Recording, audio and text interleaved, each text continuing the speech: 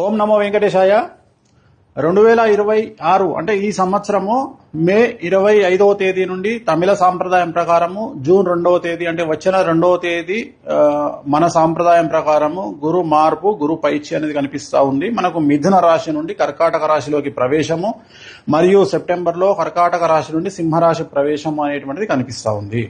So దీనికి సంబంధించి గురువు అక్షరంలోకి వెళ్తా ఉన్నాడు. గత వీడియోలో నేను చెప్పినట్టుగా పెను సంచలనాలు నమోదయ్యేటువంటి అవకాశాలు కనిపిస్తున్నాయని చెప్పడం జరిగింది. దాని ప్రకారమే గత 5 రాష్ట్రాల ఎన్నికలను కనుక గమనించినట్లయితే బెంగాల్ మరియు తమిళనాడు కాంట్రవర్సీస్ మనం చూస్తా ఉన్నాము. సో విజయ్ జాతక రీత్యా అలాగే విజయ్ త్రిష కాంబినేషన్ కనుక తీసుకున్నట్లయితే వాళ్ళ కాంబినేషన్ ఏకనాడి కాంబినేషన్ అయ్యింది. కాబట్టి ఒకవేళ త్రిష లేకుండా ఉంటే విజయ్ యొక్క రిజల్ట్ వేరే రకంగా ఉండేది. బట్ విజయ్ జాతక రీత్యా కనుక గమనించినట్లయితే తమిళనాడు రాష్ట్ర జాతక రీత్యా గమనించినట్లయితే ఒకవేళ విజయ్ సీఎం అయినప్పటికీ కూడా ఖచ్చితంగా తమిళనాడులో మళ్లీ ఎలక్షన్లు వచ్చేటువంటి అవకాశాలు 100కి 1000% కనిపిస్తా ఉన్నాయి.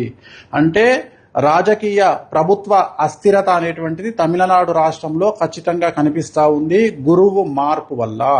ఎందుకంటే గురువు మారినటువంటి రాశిని బట్టి తీసుకుంటే, రాష్ట్రం యొక్క రాశిని బట్టి తీసుకుంటే పెను సంచలనాలు ఆ గురువుకు సంబంధించినటువంటి రాష్ట్రాలలో ఏర్పడేటువంటి అవకాశాలు కనిపిస్తా ఉన్నాయి. దాని కారణం చేత తమిళనాడు రాష్ట్రంలో ఖచ్చితంగా మళ్లీ తిరిగి ఎలక్షన్లు వచ్చేటువంటి అవకాశం కనిపిస్తా ఉంది. అది ఇంకొక సంవత్సరం తర్వాత అవ్వచ్చు, లేదా 6 నెలల్లో అవ్వచ్చు, లేదా నెల తర్వాత అవ్వచ్చు. కానీ ఖచ్చితంగా మళ్లీ ఎన్నికలు తమిళనాడు రాష్ట్రంలో జరిగేటువంటి అవకాశాలు 100కి 1000% కనిపిస్తా ఉన్నాయి. ఇది ఫస్ట్ ప్రయారిటీ.